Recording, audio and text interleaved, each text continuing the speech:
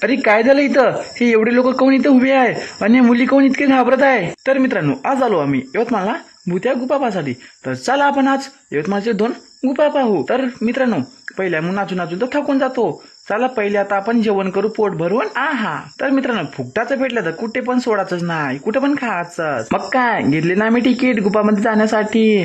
तर चला मित्रांनो, तर तुम्ही बघा मित्रांनो किती मोठी लाईन आहे, इतकी पब्लिक, खूप जाम आहे. अरे बापरे, हे कोणता दानव आहे?